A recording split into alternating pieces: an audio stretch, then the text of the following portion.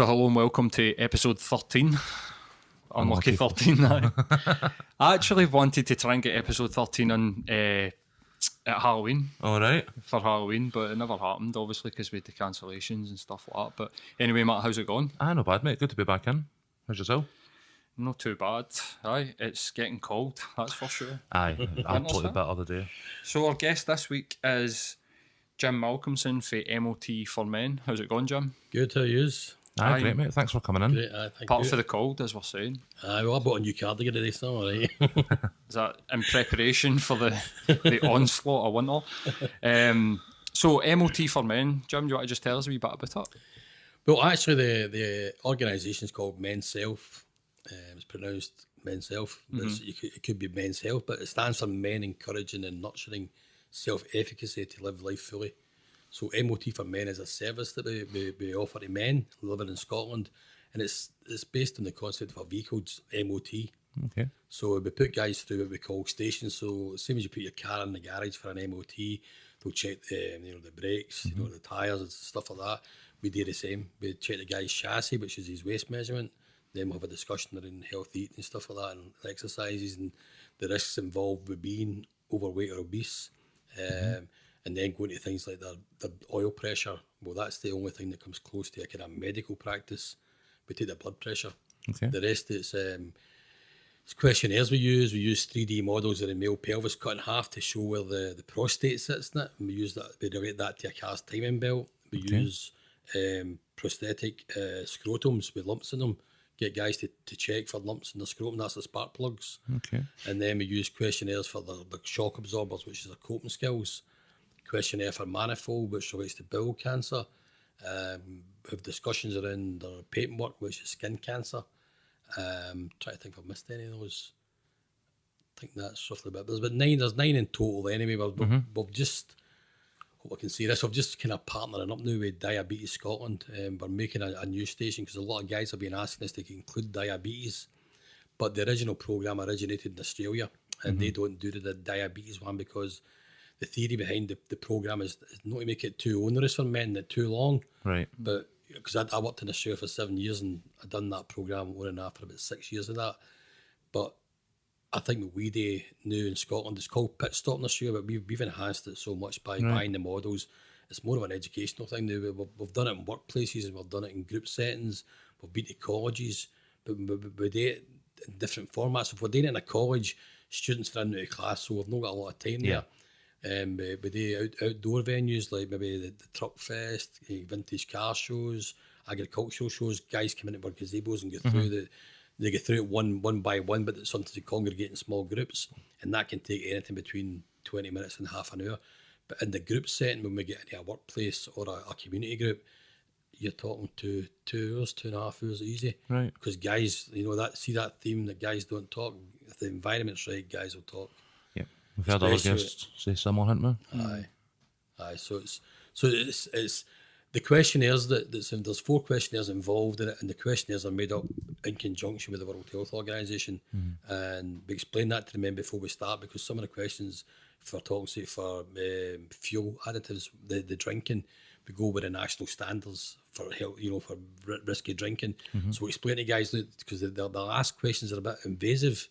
If you're thinking, why are you asking those kind of things? So these questions they're genuinely made up to, I guess, for health professionals to use as well to help support or identify people who may be suicidal and talking say with the shock absorbers. You feeling depressed and suicidal stuff like that. So they're quite. I'm trying to find the word from they're the Glasgow term. They're bang on. And guys say, and the people say, guys don't like doing questionnaires. I'm sorry, man. But see, when guys get involved with MOT for Men, they've been sitting right all day. Yeah. Because the questions are about their family history as well. Did your dad have this? Did your granddad have that? So they're not actually sitting thinking about themselves. And then when they finish, so we're up front at the start and we say, look, guys, we're not medically trained. Every one is, we've all got a past history in community education. We've all had somebody in our lives that's died at an early age, and if you look at even the Men's Health Forum, they state that in Scotland 1 in 4 men dies before the age of 65 or so. Yeah. And it's through a disease or an illness that could have been treated differently or prevented.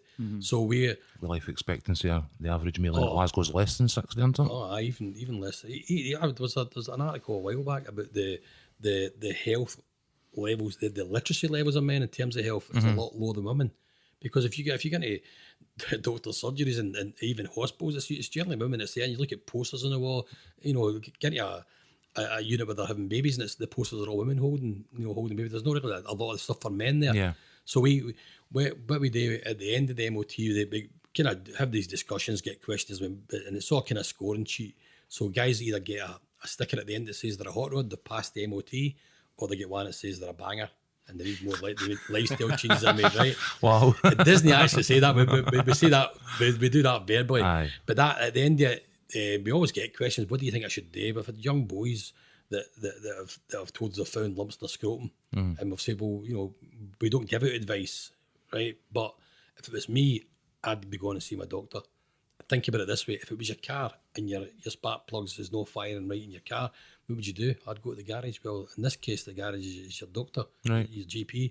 So we give them a little bag at the end of it. It's called a male maintenance kit. And inside that maintenance kit, there'll be leaflets there from NHS Scotland, Prostate Cancer UK, up and coming soon will be Diabetes Scotland as well. Everything's in there that we talk about, plus more. So whatever, for toxic shock absorbers, there'll be a VCD in there for NHS Scotland as well, called Steps for Stress.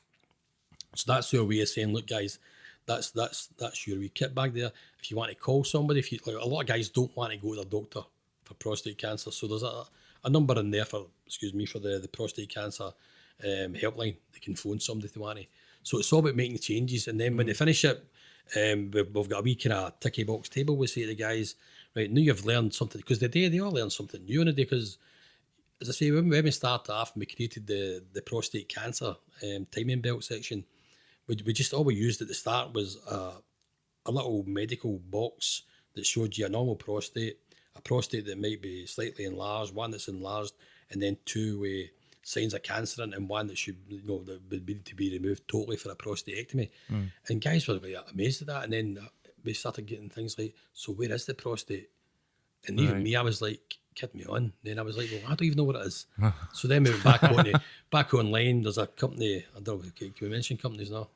Aye. There's a company called Health Edco, and they sell a lot of models for health education. So we had to end up buying a kind of 3D pelvis that was half through the middle, that shows you where the bladder is, where the prostate sits below the bladder, and how when your bladder drains, it comes through the urethra through your prostate. So then we use things like, to try and make it more vivid for guys to visualise it. One of the most successful sketches we use is, there's a sketch in Still Game where Naveed gets up in the morning and can't do a pee. Yeah. Goes to his doctor. So we say to guys, do you watch that? And there's always somebody who says, I've seen that. We say, well, what happens next? And he goes, well, it tells him to go on the table. And then somebody will say, well, what is he going on the table for? If you can't pee, well, that'd be a sign there might be something wrong with your prostate. And they're like, what? So then you always get somebody there as well that see that. I mean, even I'm gobsmacked the amount of guys that have experienced it, or know somebody that's experienced it. And now even our knowledge is like tenfold compared to when we started 3 years ago, because guys tell us stories on bowel cancer, prostate cancer, testicular cancer. We done one at the Scottish Car Show 2 years ago, and there was a guy standing, I can still see it, he's 47 years old, with 4 young boys standing there as well. So we pulled out the model scrotums, and we're saying, okay, have a feel of them, right? So they're all kind of touching them, and they're laughing away and giggling away. About 22, 21, and the guy standing at the side of me, and I'm looking at him and I'm saying to myself, God, he didn't look too happy. He's a bit annoyed with these young boys. Yeah. So they kind of stopped, and he says, right, guys, can I tell you a wee story? And I was like, right, hi, fire away. And he says, I'm 47. He says, and see, when I was 26, I was playing football, and I got hit in the groin with a ball. He says, and I collapsed. He says, I woke up 8 hours later lying in the hospital, and I looked to the side of my bed, my wife was sitting there, and she says to me, do you know what? I had to sign a form earlier on for you that you had testicular cancer. They've whipped one of your nuts out. Oof. No, that was his exact, wasn't it? And see when I looked, that wasn't what she said. No, but see when I looked at the 4 young boys, they were like, I'm putting the scrotums down. I was like, no, I'll pick them back up again. And see, then that station for the young boys took on a higher level of significance, because it became more real. Absolutely. And I guess as well with the statistics, testicular cancer is more common in young white guys up to 30. Right. So it made direct reference to them, and I'm saying, well, you guys are at risk Yeah. because of your age and because of your ethnicity as well. I think in your 20s you're bulletproof, don't you? That's an aye. interest. I wouldn't have thought that. Aye. And even when we did the shock absorbers in Australia, that I was quite into that one because I worked with a lot of psychologists and I used to run men's groups there as well. And my role was to try and get guys appointments with the nearest psych or the nearest available psych. But even here, the guys quite openly discuss their issues. So when we do that kind of scoring chart, I'll sort of say at the end, go 1s and 2s are good, 3s are not so good, 4s and 5s are no good. So if MD's hitting a 5 at the end, it means that they can't get sleep at night time. They're up worrying and stewing about things all night. They can't get rid of bad thoughts. Yeah, that's where it becomes a bit more. So what about the environment that you're setting us? Do you feel that allows men or why do men feel comfortable? Because like you're saying, the stereotype is that we don't speak and Aye. that we just bottle everything down. So why do you think that what is it about the environment that you feel?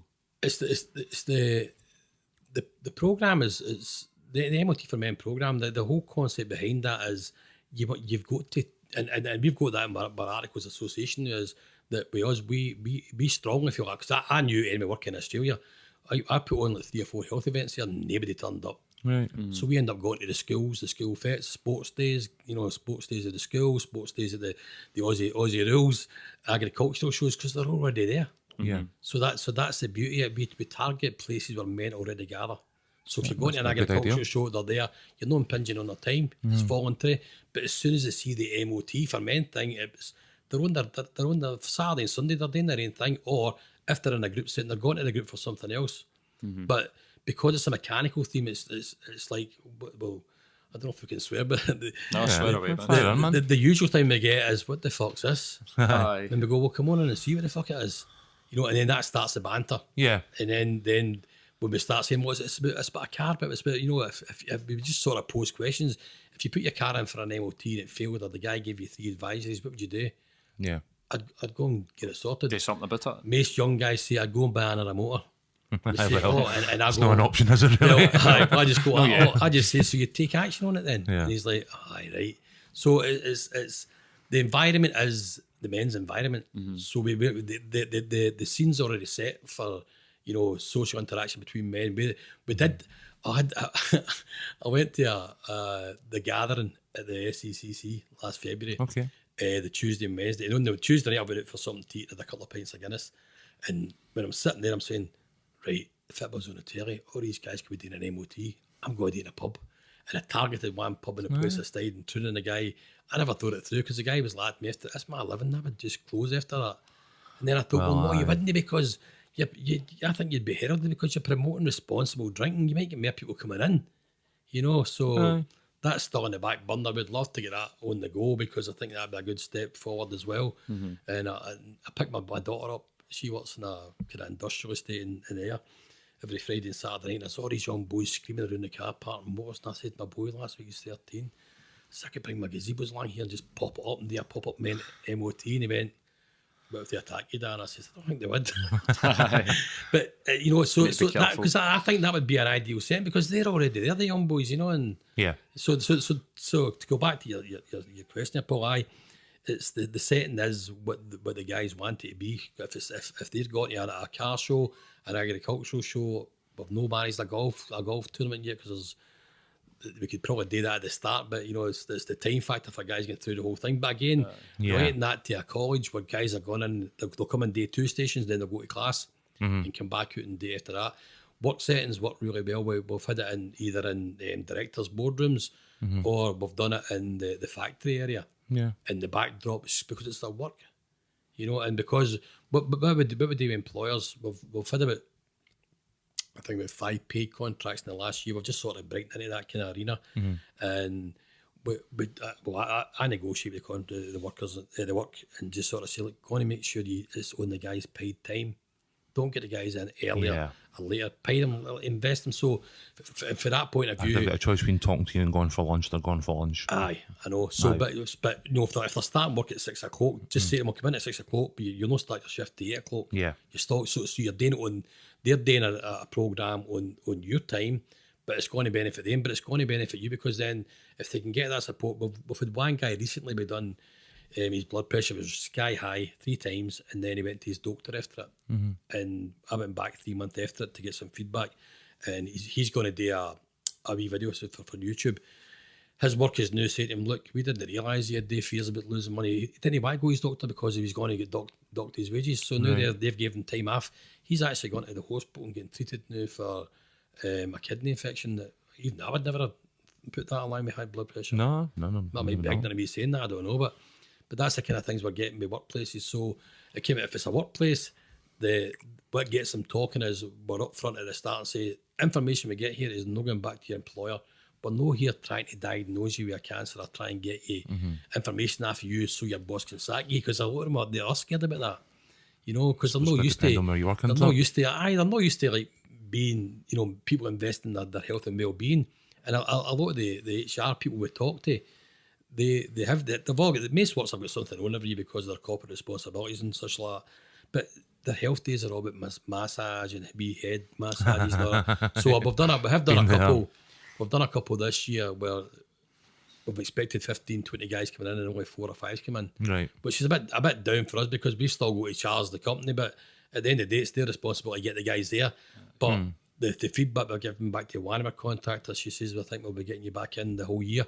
So it's don't want to say who it is, but they're a big organisation in Glasgow, and they employ something like, I think it's like 16,000 men. Wow. You know, so I think they've paid us for 5 contracts, and we've also done 4 extra ones for free, no, for free through funding we had for somebody else. So I guess an important thing that, and again, we've discussed with other guests in similar situations about, you know, attitudes in employers and how it's changing. I think it is when you marry or you think about the potential impact on a business to absence, to long-term sickness, to people suffering with mental health or physical symptoms, versus using your, you know, educational tools as a weapon to actually minimise those costs. Like in the long term, it's something that has to be an absolute no-brainer for a lot of companies. Definitely. You know what I mean? I mean, it's just like, so when guys talk, and what happens with one case as well, I'll not say who it is, but one guy was sort of says, I've had that, and I says, do you want to share it? He says, aye. So he told his story, and 2 of the guys just went, he never told us. He says, well, it's not really the thing you talk about. Yeah. But see now, they're actually blogging. They blogged the stuff that we done that day. They blogged the follow-up that we done for the feedback. And the one that their kind of line manager says, I want to talk about you in here now is health.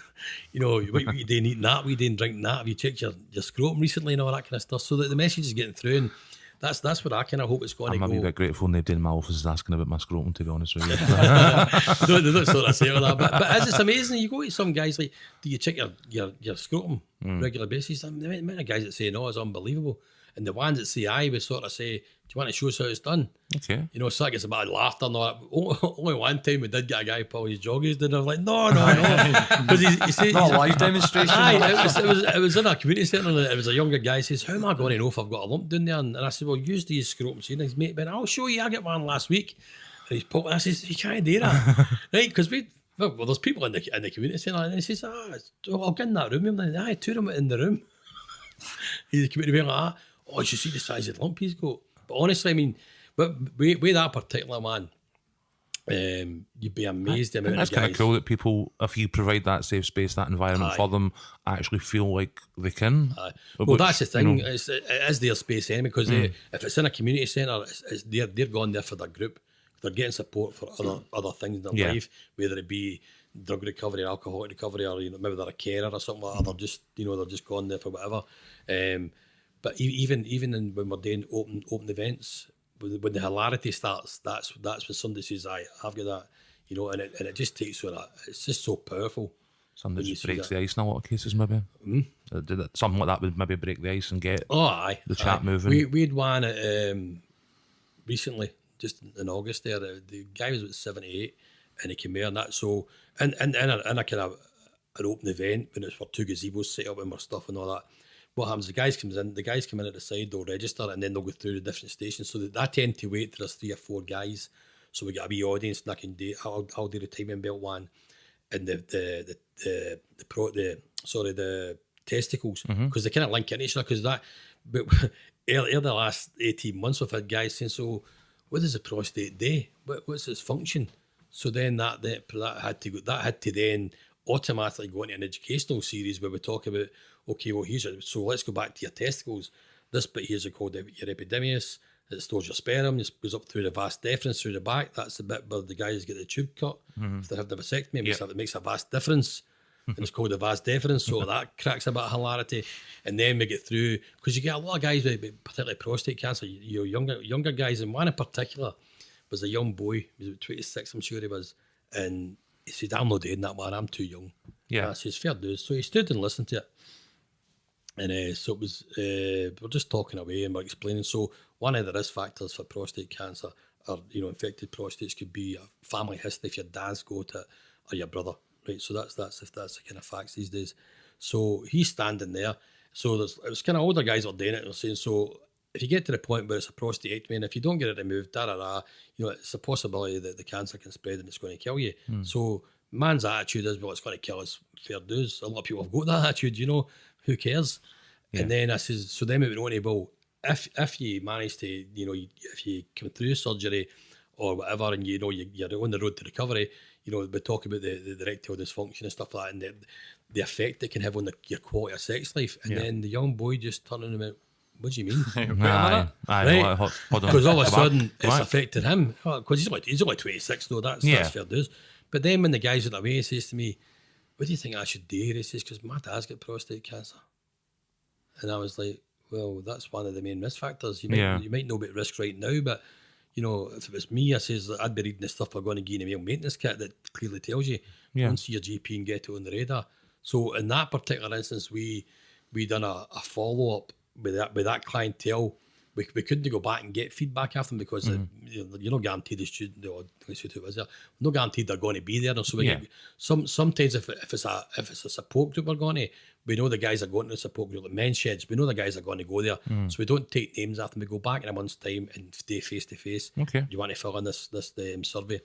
Sometimes we have to ask guys for a mobile number or an email number so we can call them back in a month's time. Right. Did you make any changes? And I remember talking to the boy and he says, I went to my doctor and he says, I'm all right, but just to keep it on the radar and go back again in a few years' time. That's and good. We're finding that a lot. Like the guy that started the story off, he was 78. He says, can you explain that whole timing belt thing? Because he says, I'm a mechanic. He says, and how's that related to prostate cancer? I said, what, Disney? We're using the part of the motor. Oh, you kind of missed the point there a wee bit, maybe. I said, so he says, all right. He says, so can you explain that family history thing? I said, well, if women get breast cancer, the chances that the daughter goes and gets a screen as soon as. I said, so we reckon this needs to start happening with men. If because the statistics are really, really high. And he says, thank you. He says, what you've just told me is like spot on. You're true. And I'm like myself, well, I know, but that's okay. He says, do you mind if I just sit down if I wee see? I says, aye. I says, do you want to do the rest of it? He says, no. He says, I've got a few things wrong with me. He says, but can I just sit and watch? And I says, aye. So I thought he was just sitting there because he wanted to pull me up on something, and I'm thinking, well, if I do it in mine, that'll be good. He's going to tell me. So we got a group of young guys come across. There was one young boy that was probably 22 or something like that. And he was standing next to this other guy who was 47. I know the ages now because I know who I'm talking about. And there's 2 other guys. So we're going through the whole shebang, right? This is your prostate, sits below the bladder, da-da-da. We're going through it all. Right, so now we're going to talk about the risks involved for prostate cancer, ethnicity, guys who, come from, have got African or Caribbean blood in them, who live in a Western society, are more at risk than us. I spoke to an African doctor. She says that's only if they eat our diet.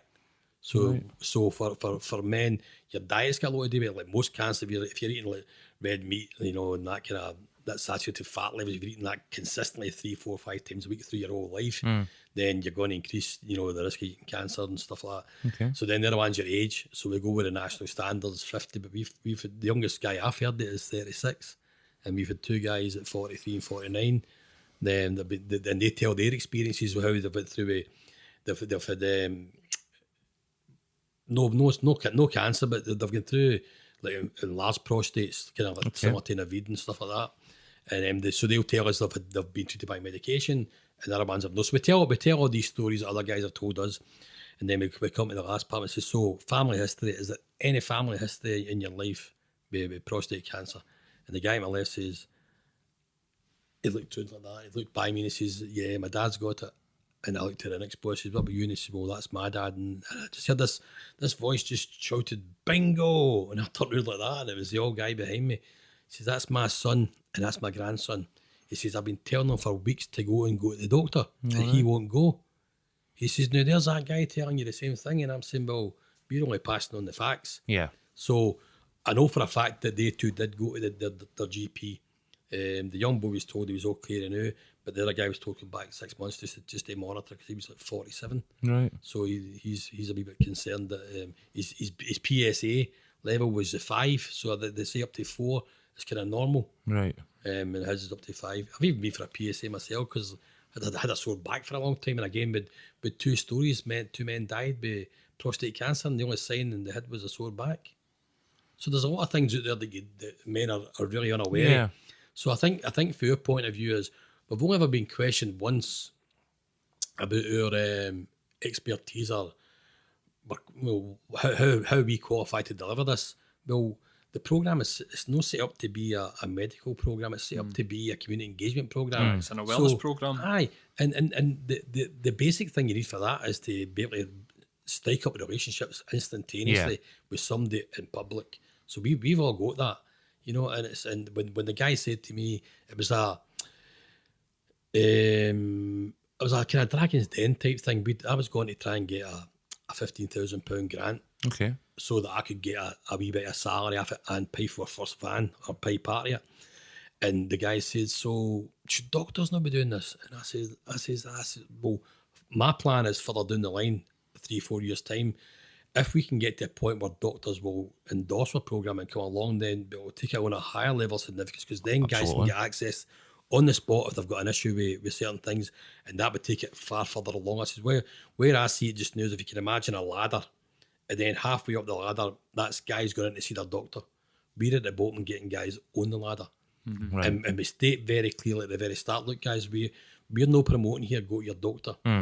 But certainly with anything we're talking about cancer, you need to go and see some kind of professional, because you can't mess with that. Blood pressure, you can do something yourself. You can increase your exercise, lower your salt intake, stop smoking. Same with your chassis, you can go on a diet and do exercise and stuff like that. But any of the cancers, you know, you sort of need to get a professional touch on that, you know. And it's not like as you say, you're not actually, applying treatments to people and like that. You know what I mean? No, we're not diagnosing. It's really just Do about. you recommendations? Like for say diets or anything? Aye, well, just through conversations, you know, if you tell a guy what he does, he's not going to do it, you know what I mean? So going back to that guy when he was talking about the doctors doing it, see if we do an outdoor event and we're getting a grant for it. So for talking, see, they've done air race course every year. They have a thing called the Ayr County Race Show, and it's an agricultural farming show, right? So for us to go there, you're talking about 7 staff go there on the day, and I think roughly off the top of my head, it costs about £1,200 for to pay all the salaries, the entry fee, that's about £300 as well. Travel to get there and da. I says, no, that's £1,200 with 7 people who are just roughly doing £15 an hour. How much would it cost if I had 7 doctors doing that? If you could get 7 doctors, even 1 doctor, you know. So, but it's not, and doctors aren't into that anyway. Doctors are we try to get them to the point. If you have got a seriousness, you need to go and deal with it. So it's about the whole concept behind the motif for men is to get guys to start talking. Same as November, it started off as a conversation with 2 guys years ago. So it's us planting the seed, getting guys to open up and give them a different concept, saying the message to walk away with, right? What do you think I should do? Well, if it was your mower, what would you do? You'd go to the garage right away. Yeah. You know, with one guy, he came in, I need to watch what I'm saying in case anybody knows him. It was a woman that brought him into the station, says, going to do that one with him, paintwork, right? So when we started this 3 years ago, we weren't going to, I wasn't going to include the paperwork, so I'm thinking at Scotland, skin cancer, we don't really get a lot of that here, but... Yeah, but we've got the most ginger population of us. Well, we went to Spain. You wouldn't think that. I'm a ginger, but anyway. But coming My for dad's ginger, so I'm fair skinned myself. see, come for Australia, like the kids there, even my kids, like they've grown up, even now they're like slip, slap, slop. You need to put the sun cream on before you go. And part of my role there was taking even the Aboriginal kids down to the beach and playing basketball or whatever, you know, and having a barbecue. They don't need to take sunscreen lotion. So I spoke to a contact I had in the NHS when we were sort of trying to develop this at the start. She was saying, "No, about Tommy Burns." And I was like, "You're right." And then I thought, well, hold on a minute. Before I went to Australia, I used to always go and play golf, Letham Hall and all that. And we used to brag, we've got a golf tan. Yep. And I'm saying, well, we'll leave it in and see how it goes. Man, honestly, the conversation we have around that, and that's just a conversation we have. But just two simple questions. Do you use some protective behaviours when you're out in the sun? Would you wear a hat, sunscreen lotion, and long sleeves? If they say yes, the next question is, do you check yourself for spots and moles? A lot of guys are getting moles in their back because they can't see them. They just don't take too much notice yet. Yeah. We had one girl brought in this guy and he was getting cream off his GP to fix this spot. And he says, I've been using it for 4 months and he just keeps telling me to use it and it's not getting, it's getting bigger.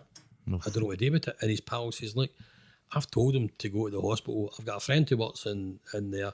She can get my scan right away. It doesn't need to bother waiting until me. Maybe it's not right, but we can do that. So anyway, big student, I said, well, imagine it was your motor and you've took your car in the garage to get it fixed, to get the paperwork fixed. So we had two different photographs. I said, so you put it in like that and he gives you back out like that and it's still no fixed. Are you going to pay the mechanic the fee? No. And he said, no. I said, well, what would you do? He'd say, I'd go to another mechanic. And I said, well, that's what your pal's telling you. Yeah. Go and see another mechanic. Now, we done a follow-up in that case and we got an email back. So what happens sometimes with the feedback is somebody else will sit down and send all the emails so that, you know, we'll try to spread the word a wee bit. She'll then get the email back and then I'll get the responses to put in the reports. And one of the responses was roughly along the lines of, having met you at Air County Ratio and speaking about the paperwork, he says, I took your advice, although it wasn't my advice, it was really his pal's advice. I went to Crosshouse Hospital, had a scan, and it turned out, his words, it was the spot or the lump was melanomic skin cancer and he had to have it surgically removed. Yeah, I mean, that's... You know, that's not criticising his doctor, you know, I mean, that's just saying we're giving guys a different concept to say, well, do something about it, and in that case, he did do something about it, you know. I mean, my dad worked 30 years in the Cali up in Springburn, the railway yard, and you know, not long after his retirement, had a section of his ear. Yeah. Because obviously all the years that is what had been exposed while he was out in the train yard. He was a shunter, and yeah, that was it was dealt with quickly. But I never got told about it until after the event, and it was my dad was the cancerous. Same. Like, he was so ginger, and he was a scaffolder, and he used to take a tan like that, and he used to just say it's weather beaten, and I would think like I can't buy a tan for love nor even when I'm abroad, I just burn, and he was out in the sun. It would be like. Even like autumn sunshine, do you know what I mean? Like cold outside, and he would it's a bit UV into it. You know what I mean? It's so strange. See, amount of guys in Australia I played golf with, like they would. I'd boot with the short sleeves that day, wearing these like nylon long sleeves. At first, I thought you look unbelievable. You know what I mean? Because like even the kids, the kids all wear the kind of hats with the Foreign Legion type hat. You know what I mean? Even the guys playing golf wear it as well. And then, but it wasn't long after that I thought, hold on a minute, I better get them as well. Yeah. You know, so wouldn't it be great if men's attitude was right and nothing did to them? You know, and we actually got a comment one time for somebody in a college here.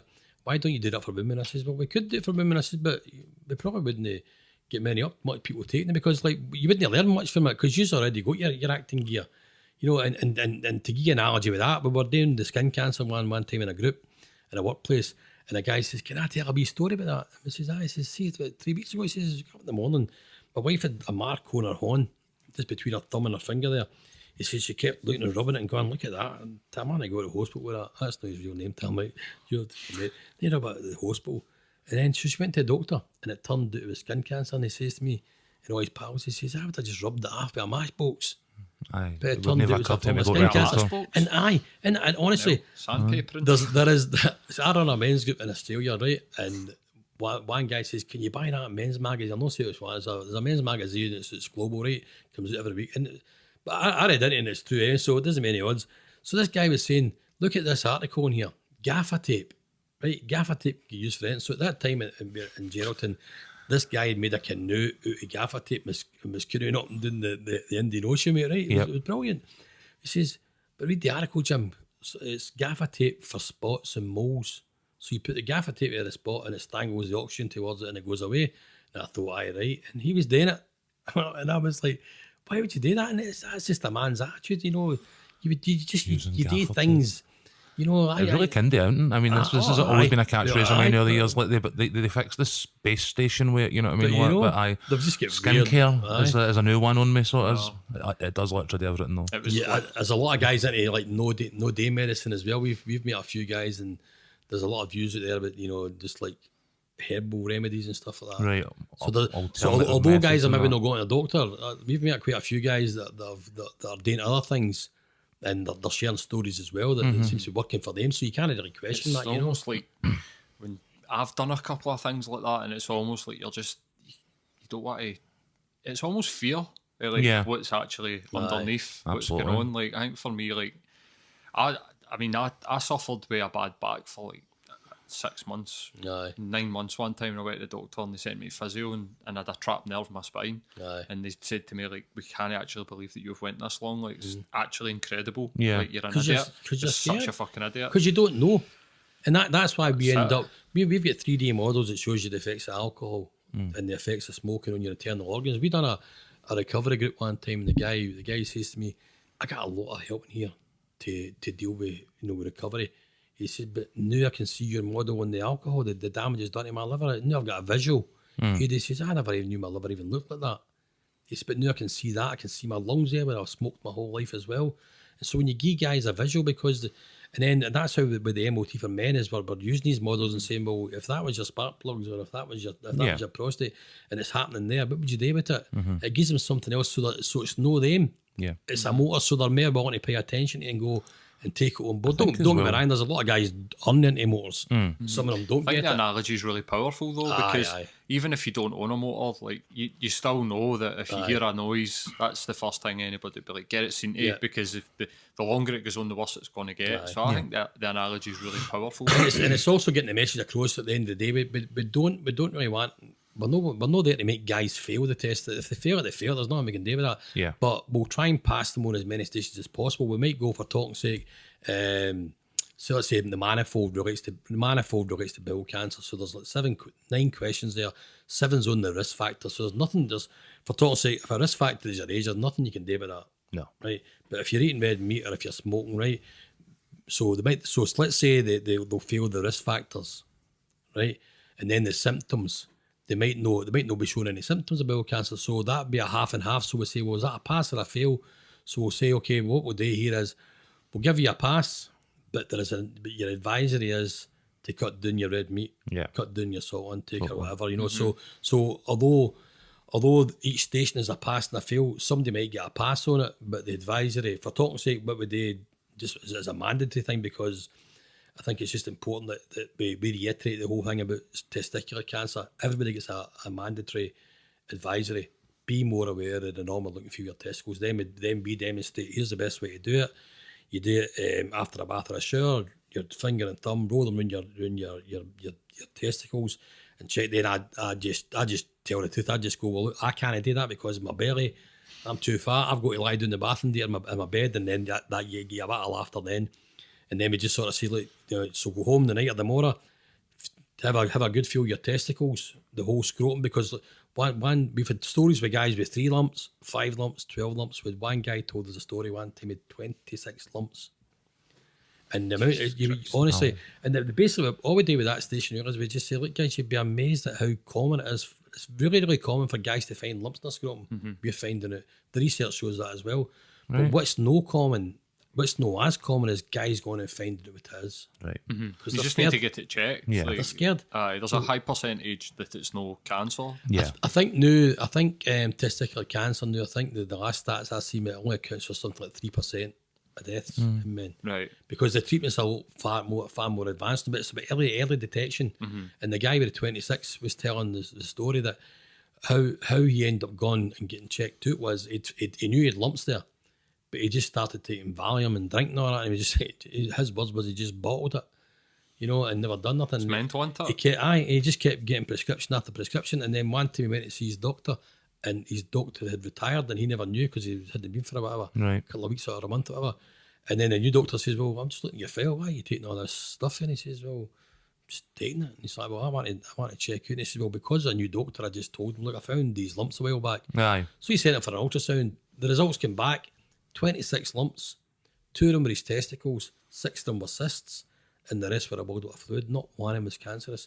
And yet, it's the old thing, testicular cancer. Yeah. That old West Put the Scotland fear. thing, you cancer, you're going to die. Yeah. As Rab C. Nisbet called it, just like drawing AC Milan away from home in the Champions League, you're out. That's not the case anymore. I think as well when it comes to like the doctor, and I think the education that leads people up the ladder to the the GP's visit, that's something that kind of really resonates with me.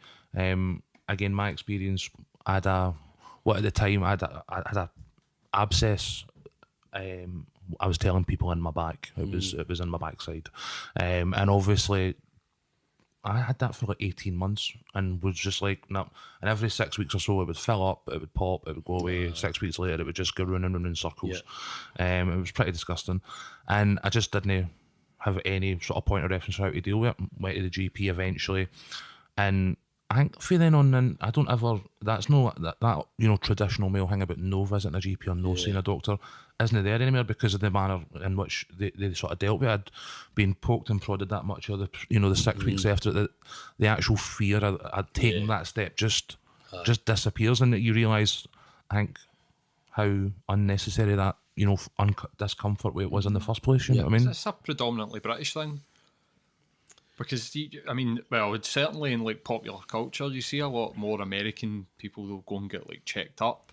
And obviously I think that's driven probably by the doctors wanting a bit of cash. Aye. But they do go and get checked regularly. You hear about you see it in movies and stuff like that, really. But is this, I'm wondering if this is just predominantly something that we do. I don't know. The MOT for men, as we call it, originated in Australia. It's called a pit stop. So that was made up because guys don't talk there either. Right. The suicide rate there is quite high. Primarily in like young Aboriginal was up to 17 when I left. But the amount of people that I was involved with, the men's group I ran, they've kind of got that. Like I would say that Australia, in my opinion, is far more advanced in terms of working with men. They're a bit behind in terms of youth work because that contributed a lot there in terms of development stuff where I stayed, but I learned a hell of a lot working with men out there. Yeah, well, previous guest Dan Proverb was saying it was the suicide rate in Australia was very, very, it was quite shockingly young, wasn't it? Because their outlook in life is different, I think, as well. My wife, when we went there, she went to teach and she wanted to teach Shakespeare, and the headmaster said, "No, these kids you're teaching there, they're leaving school to go and buy a plot of land and build a house, going away working the mines and all that." So they've kind of get their life kind of mapped out. But the nature of the working nature and the dynamics of relationships there, like one of the things that I worried about when we were there is that I was doing a lot of work with men and women. My job was a men and family relationship coordinator, and the divorce rate was something like 57%. Wow. First marriages end in divorce, and 85% second marriages end up in divorce because guys are all working away, or the one partner's working away from home 4 or 5 weeks at a time. Then when they're away, they're obviously maybe not getting home with somebody in their work, but they stay in the same area and they come back home. So eventually the partner who's left at home was feeling isolated because John's coming home and saying, "Don't you mix with Tam's wife because I can't stand him." And all that. So I think the whole thing about men not going to doctors in Australia, where the pit stop thing was made up there for Western Australia anyway. I think the attitude there is maybe kind of similar to yours. I think it is dead similar because when I come back, the research that I brought back in me, and it's still available there as well, obviously, and linking into the stories here, it's that the alcohol fueled party as well. They talk a good game when we're drunk, but we don't do anything about it after it. You know what I mean? And one of the best comments I had at our men's group was, it was like going to the guy said it was like going to the pub with the grog. Right. You know, so because I'd be like, okay, I've got, you know, I would just phone right away. I had a hotline. I've got an appointment with a psych tomorrow. That's you. You know, so because So it's getting the same kind of social context as a pub, but no, well, you know, see, aye. Community on yeah. top. But see the prostate cancer section that we use, the timing belt. I made that because I met a guy that came in my group, and this guy was a millionaire, right? And he found out he had prostate cancer. He had early prostate cancer. So we're talking here about what in his life, probably about 25 years ago. This is him telling me the story, like maybe 8 years ago. And I said, how did you find yourself over here? This guy, it wasn't his job. He went to the race course and done commentary on the races live, right? When we stayed there. But his story was that he joined my group because he wanted to find groups of men in Western Australia that wanted to find out more about prostate cancer. So his story was diagnosed early with prostate cancer. And then, but because he had 3 fishing boats, he was just so determined to make sure that these succeeded and thought, it'll go away. Nothing will happen. Okay. So it got to the point where it was too late and his doctor says, you need a prostatectomy, you need to get your prostate removed, otherwise, and so bear in mind we're talking maybe 25 years ago here, whatever, he was told if you don't get it took out, you're going to die. And if you do get it took out, you'll never have sex again. Well, that's not entirely the case these days. So in their days, and he told me, in my words, Jimmy, he says, if I can't be a man to my wife, I'd rather be dead. So him and his wisdom decided he was just going to let himself die and leave all his stuff to his wife. Okay. And then his wife found out, I don't know how, he never explained that. She found out indirectly through somebody else and made him have the prostatectomy. Yeah. So he now devotes his entire life now. He just, after that, when the recovery process was over, he just sold all his stuff up and moved there to Western Australia, and that's how I met him. And even now, he still got money. He just travels. He says, all I want now is a relationship with my wife. And he travels up and down places and does talks on prostate cancer. That's great. So there's a classic example there. He knew he had it, but just thought no. But I mean, nowadays, you know, guys can go in and have, you know, sex after a prostatectomy and stuff like that. You know, it depends on the process, the recovery process on the individual and stuff. And we talk about that when we're doing our MOT for men as well. So so it just kind of makes it more real. But for a few guys talking about erectile dysfunction after having prostate cancer at groups, and I don't mean see when it happens, it's brilliant because we're facilitating that. And we're getting, one guy in particular, when we done his first time, he's in a group that's done 2 MOTs so far. They'll be doing the third one. That group will be different guys, but he'll be doing a third one probably in December, hopefully, or maybe January. And he had to retire because of his prostate cancer. But see, when it happened, he says, looking back on it now, going back to the front, he said to me one time when we went back, he says, I don't know why I said that first day. So I'm just sort of explaining the whole timing belt thing, and he was at the back, and he just went, I've got prostate cancer. And the 2 guys just looked around, and one guy says, you fucking kidding? And he went, no. And then another guy went, what is it? And I was like, do you mind sharing? He came up and he done it. And then the follow-up to that was he thanked us for enabling him to do that. Although well, I guess the way we did enable it, you know, there's no point in saying that we didn't, because no directly his case, but that's the beauty. It gives a guy a platform to go, I've got that. And then the upside for him out of that was, he told us the following year, he says, I've now told my sister, my brother. He's not married, the guy. He says, but see, after you left the second time you came back and we done a survey with the guys in a group. He says, like, 2 guys were like me. He says, like, we just thought you were turning pure weird. You weren't talking to him. He says, well, I was, but he says, but because I was worried. There was an actual reason for it. But now he's going, and so like his group, and you know, they're men's sheds. I mean, they do a lot of great work and all. You know what I mean? But it's just so it's got other outcomes as well. But for it to have an outcome, a guy's got to take action himself. Yeah. And that's what it's about. The guy's got to stand there and say, can I share this? Or, you know, I've had that. Or he's got to tell us later on he's been to a doctor, or he's, you know, I've just recently done about 50, just finished a batch of 50 feedbacks. So we get 50 feedbacks out of 3 events. It was like 90 guys. And I know for a fact, just speaking last week, 5 guys have hiring personal trainers now. They sound young on the phone. We don't take their ages and that, or their name on the phone, just at a general level. And I'm thinking, well, good on you. You know what I mean? Whether they're doing it or you don't know. But I mean, that's what they've got to take at face value. you know.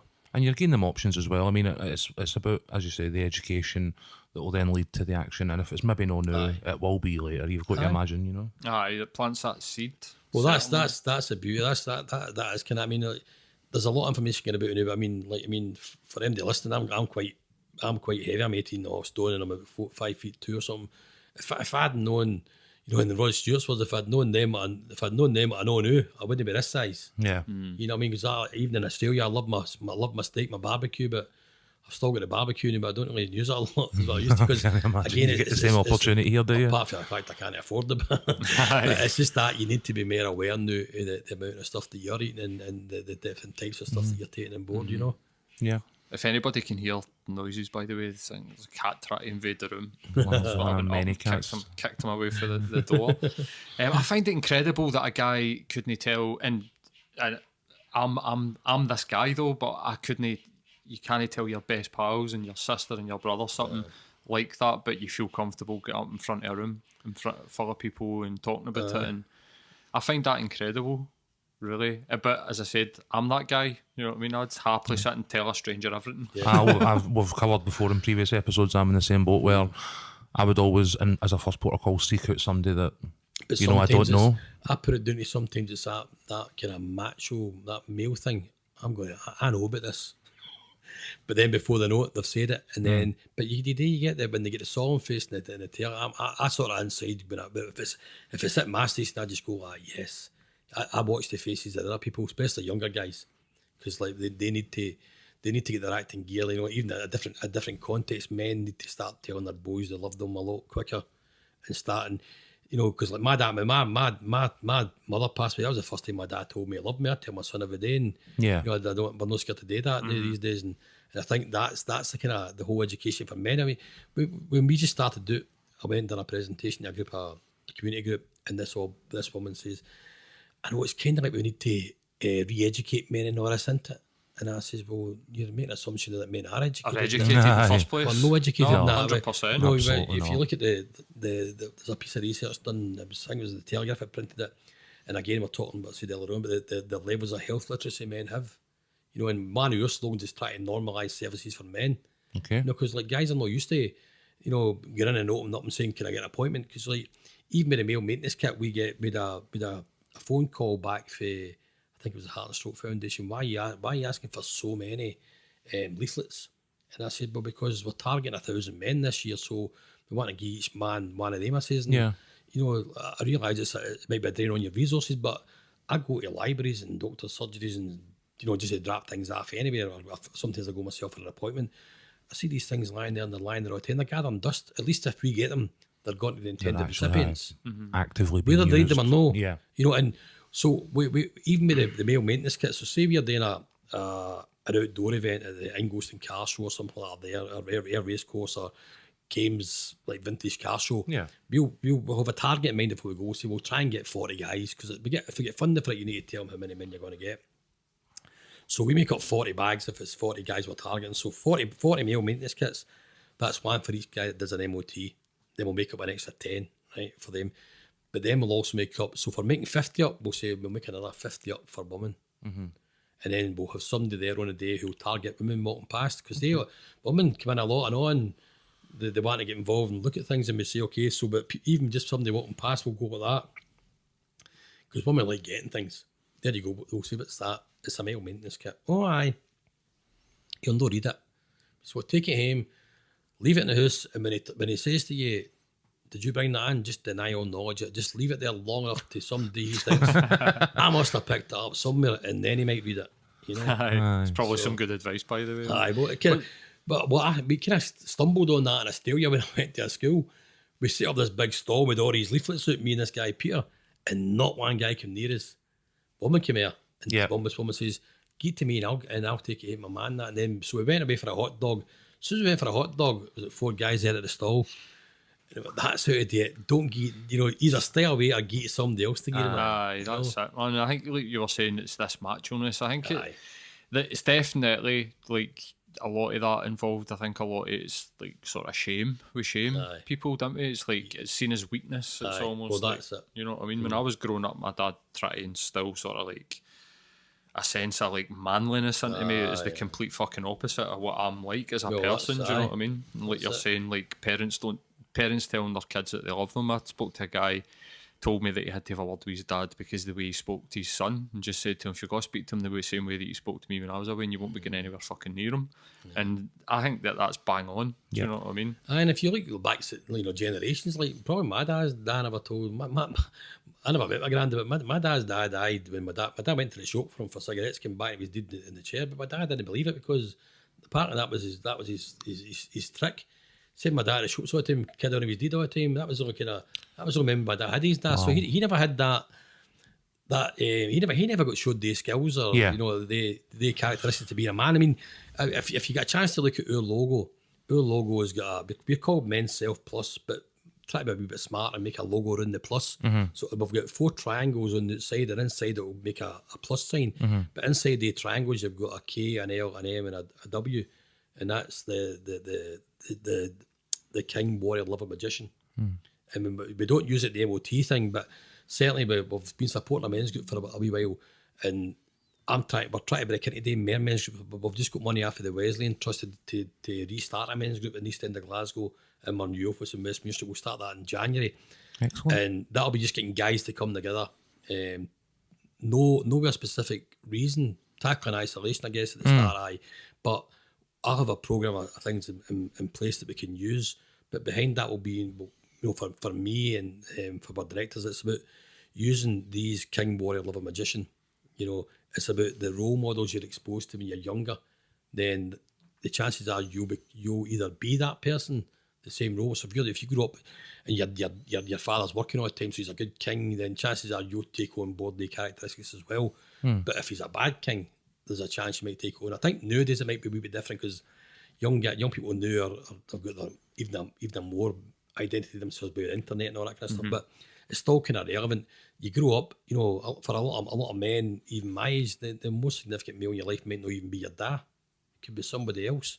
So but behind the group work we'll be doing, we'll be using the theories to inform us to talk about, we use like what's called strength cards, and it's just photographs we'll scatter on the floor and say to somebody, pick one of them up.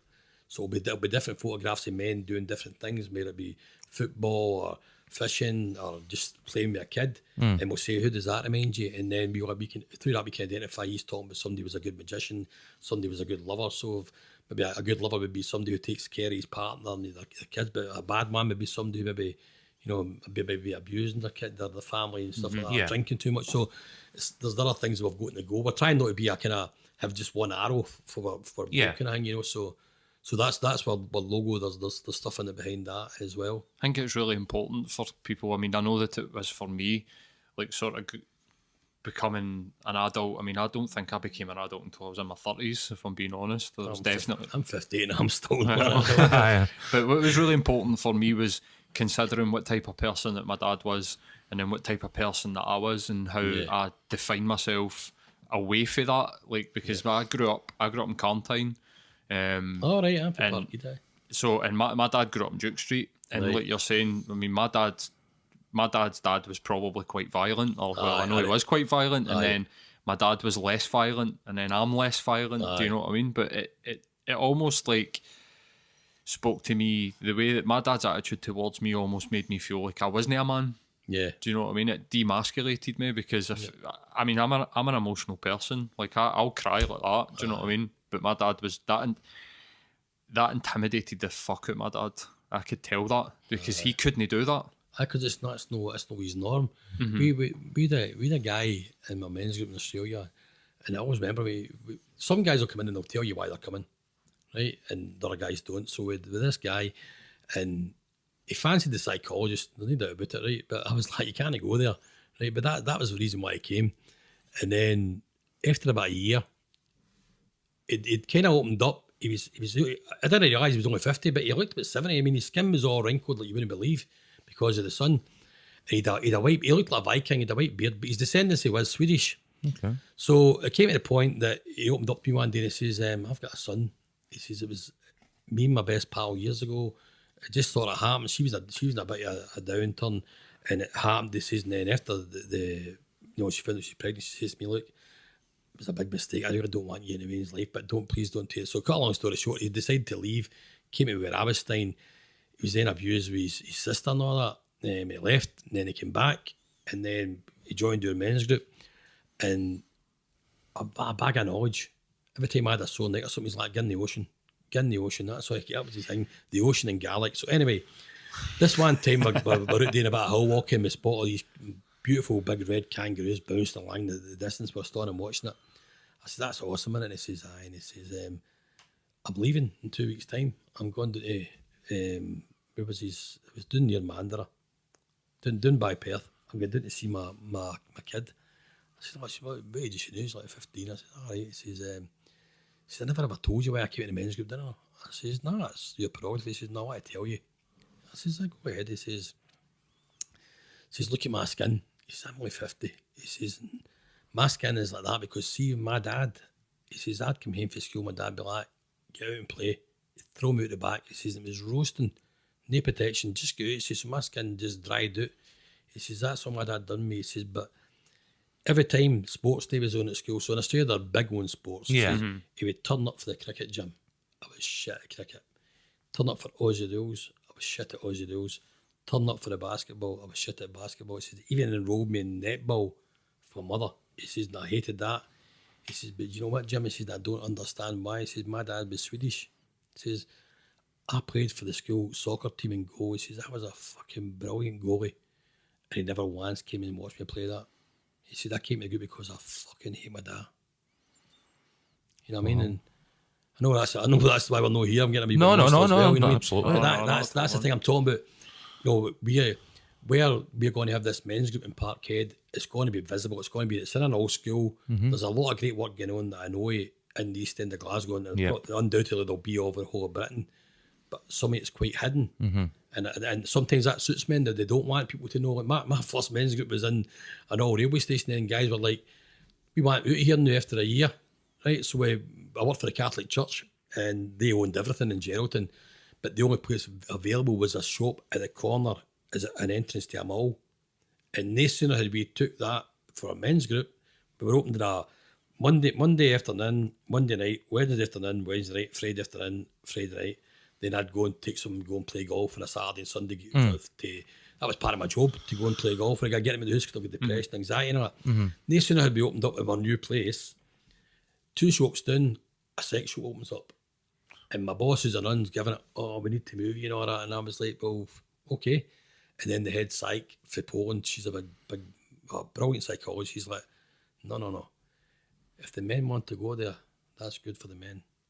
As long as they don't do any damage in that, you know, if they want to, if that makes men join the men's group, then go. And I was like, what do you mean? She's like, I'll come down and talk to your men. And she's come down and just talks on sex and how, you know, having sex and how sexual thoughts and all that and how it relates to, like, you know, the brain and all that kind of stuff. But within a safe environment in terms of they're not going to be ogling the window all the time and all that. So I learned for that, you know, working with men, there might be a need to have a safe environment where it's at the road. But when guys are on the road to recovery or they're confident enough, they want to go, let's, for the guys that we working with just now, like, we want somewhere people can see our men's group.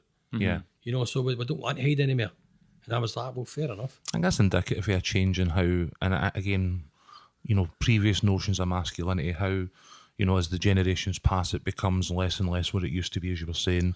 And I think maybe what you're saying there about people now know, I think I've noticed when I first encountered mental health issues that locating services and organisations around Glasgow out with the NHS was a really difficult thing to do. Whereas now, I almost feel like in the process of doing the podcast, we're seeing them on Twitter, seeing them on Facebook, seeing websites, like people out there talking about them. You're having, you know, mental health days, Men's Day was, you know, the other day and stuff like that. And the actual changing of people's attitudes is actually, you know, maybe a big part of why now people are actually saying, no, do you know what, I'm not going to hide in the back office of a church hall. I'm going to go out and actually tell people, you know, what's going on with me, you know what I mean? Which, you know, has to be a good thing. And one of the things that I'm trying to, not want to say champion, but trying to establish purely from a point of view for men, and if anybody's listening and they're interested, get in touch, because it's not about us making money, because there wouldn't be any money in it. There's a lot of work going on. But my past history in Scotland, even my dissertation at university was on partnership working. A lot of people don't want to get involved with you because you're doing the same as them, because they're looking for pots of money. But I think there's a need now for a kind of coordination of, not a coordination, but a kind of gathering, if you like, organisations, so that we all know who's doing what. Because with this men's group, we're quite clear, and we're not doing anything that anybody else is doing. We're getting the guys together that want to do what they want to do. We'll accept guys coming to our group for other groups as long as they're not coming to get support coming off drugs or something like that, because that's not where our skills lie. Your skills lie in facilitation and striking up relationships. And I personally believe that it's relationships that change things, no education and stuff like that. And you could have the best educational programme on the go. That's how schools don't really work. Some kids are going to schools looking for love and affection that they're not getting at the house, and they're not getting it, so they just switch off then because they're problem children. You know what I mean? That's no school's job to do that, is it? I've got 4 or 5 people interested just now, but so if anybody else is listening, they're interested, try and get in touch with us and say, no matter where you are, as long as we can get some sort. No, we're not like directly, but the more times we know about all these organisations that are on Twitter and stuff, how can we get in touch with them? What he's actually doing? Yeah. Because in reality, some might be working with 4 or 5 men, some might be working with 20 men, and might be room for collaboration. Even having even the odd, what do you call it? The odd breakaway for weekends away, guys can go and talk and all that. They happen a lot with churches and stuff like that. We done a conference with them in Geraldton, and it just so happened to be that a rival church was having one 2 weeks before it, and I'd never been to a men's conference, so I went straight down and says to the guy, I don't mean to offend him, I'm a Roman Catholic, that's neither here nor there to me. That's my faith. But I went into the Lutheran church, and I was getting on great with the guys who worked here, because I've also worked in the school. So we're taking kids down and we're getting support for them, getting the food and all that and what have you. So, but then when I went down and I wanted to go to their men's conference, I said, I just want to go. But you don't have man in 2 weeks' time. After ours, I says, aye, but we've got it so organised. I says, but I'd like to see what a men's conference is like without working at it. And they wouldn't let me go. In case you were going to steal all their ideas or something? Because I was a Catholic. And because really? Because I might have stole their ideas as well. And I was like, what? I don't believe you, man. So we end up with a conference in Geraldton. We paid $15,000 for, what's his name? I'm going to slag after the groups as well. He was a top Australian cricketer, retired at the time, and we'd paid him $15,000 to turn up for the 2 days. Okay. His name will come it's soon. Not a bad slice for him, man. $15,000 for a couple of days. What? But his job was just to come along and talk about, how did your wife cope when you were away playing cricket all the world and that fly out relationship type thing. But the local cricket team on the day never turned up, and my phone furiously and got a hold of one of the guys and said, I forgot he was coming. Right? And then on the night of the barbecue, so I sort of said, listen, any chance you can maybe do a question and answer time? So I'd like something like that to happen. I said, see if this was in Scotland and we put one thing in, and it was Henry Laston coming along, and Alan McCoy, and everybody would be there. Oh, they'd be queuing up. You could date 5 days a week. I couldn't believe Graham Gooch. Graham Gooch. Okay. I mean, I'm not even a cricket fan, and I know that name. Do you know? And they never turned up, and I was like, oh my God, was it Graham Gooch actually? Maybe I'm wrong now. Anyway, that was the home world. That was a brilliant weekend. We had the MOT for men there, pit stop there that day. We had car shows on the go, and that day we had doctors and psychologists turned up because it was a big high profile thing. Yeah, you know what I mean. So I don't even know where we're going with that, but it's more about there's a case for men. I get a lot of comments because I used to work at a youth project, manage youth project. How can we not get a youth project for men? Well, you're not used to me. I can make a men's project then. So and there is a call there for that, because I think what I'm saying to myself is, in my experience, I think it'll work because it's worked before in Australia. If we set up the environment you're talking about earlier on, Paul, about that, if we can help men create an environment for themselves, get a sense of belonging and a sense of safety, there might then be guys who will expose some issues that we can try and get them some support. We won't be skilled at the time, but we're not setting it up for that. We're setting that up as a kind of, not a hidden agenda, but as an unintended outcome. If we can get to that point, great. That's how we're trying to get this kind of, this connection between services and organisations who are supporting men. So for talking, so we can say, okay, there's a carers group up there, we'll contact them for you. You can go and join that and get your support for that particular thing. Absolutely. So the more people that we know who's doing what, it's going to benefit us all, because even new guys still don't know. With a guy that we referred to a men's shed twice and he never went, and then I phoned up because we met him at an hour time. He was at Hampden Park. We done one at Hampden Park when Scotland were playing Scotland playing against Saudi Arabia recently. Then was it in June or something like that, whatever. And then we met him there, met him at an hour time. Then I phoned up and got an appointment with a men's shed they've been doing and picked him up. So although guys might know it's on, they're just not know where to go. So to try and get that, to try and get other people to try and encourage people to come. Yeah, have you tried to hook in with like Celtic or like the foundation or anything like that? Because everybody you meet me on, and it's all great intention, but it's really hard. I was saying to yourself earlier on, it's like we're a kind of one-man band. Mm-hmm. You know, we've got 4 directors, we've got eight workers who work for us and that, but I can't ask them to give it on because we can't ask people to. They're all working. Doing their thing at uni, so I know there's loads of places. We did meet with Stevie Chalmers, his nephew, with the Glasgow Disability Alliance. We was talking there about how could we do something together. They've got a programme in there that's on physical health and all that. They can do stuff like that, but it's just to do. You've just got to be a good time. I don't know if I can say, but we just got an email before I walked in the door that we've secured 2-year funding for a part-time post for me. So that's amazing. I just literally before I walked in your door, so I'll need to send this email. I was emailing the directors to them. No, thank God. I'm staying here. So now we've got that. It gives a wee bit of scope for we're in negotiations to try and get some students on board to take out a wee bit of slack as well. But literally looking for people who are interested in men's health. Mm-hmm. It's something that I'm massively interested in, so if there's anything that I'd happily volunteer some time. And definitely I quite like the idea of going back to like Parkhead and stuff and helping out, so if there's anything that I can do, I'll definitely put some time into it. I'll let you know. Happily do that, man. We're well over an hour and I'm aware that you might get a parking ticket. So we'll just wrap it up there, man. It's been a pleasure talking to you. I think what you're doing is incredible. I think that I read up on it when I first seen the Twitter feed, and I'll link to all the social media and the videos and stuff for people that are wanting to check it out. And I did a wee bit of reading, but I was wanting to wait to speak to you to find out. But I think it's an incredible thing. Yep, it's an incredible. See if we can get to we're a community interest company, we're maybe thinking about changing the structure or starting a charity next year. But there's different responsibilities and a different vision, I think, for that. I don't know yet, but it's. Like I always thought the best job I ever had was doing street work, working with kids in the streets. And that's what all my skills are attributed to that, people skills. But if this was a full-time post, you probably wouldn't get a more rewarding job because so many people. You don't get any hassle. You know, every guy's got an opinion. Yeah. You know, and sometimes it's a bit rude, but it's funny. Yeah. But you just know that. See when a guy shoots your horn when he walks away.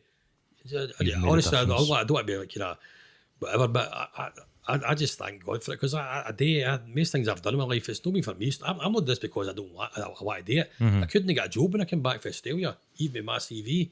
And then it was as if this thing kept saying, do the pit stop, do the pit stop, do the pit stop. And then all of a sudden it came out, and now we're getting into my 3rd year. And most things I've done, even going to Australia, with even my Parkhead Youth Project, football teams and all that leagues. Most things have always took 3 years, and we're getting into our 3rd year of funding. So I'm hoping that this year is going to be the one that's going to sort of make us push on forward, get some money even to try and get, you know, another even part-time worker because there's so much on the go, and sometimes you've just got to take time out and say, well, that'll just need to wait now. You know, I've got like 5 applications ready to go now, but my backside was knitting socks waiting for this email for this funder, and I was hoping to get one yesterday, but I never got it today. You know, so now I can relax a wee bit and say thank God. So now we know I'm kind of okay. I've used up all my pension for Australia 2 years ago, so I've done all the money for Came that. at the right time for you. So that's excellent, man. I really hope that it works out and obviously continues to evolve exactly as you would hope, because I'm with Paul here. I think anything that can provide that type of, you know, education and support to men that need it, I'm all for. Yep, thank you. Anyway, thanks very much for coming in and talking to us, man. Thanks, and we'll catch you next time. Yep, cheers. Mind, keep checking your spark plugs.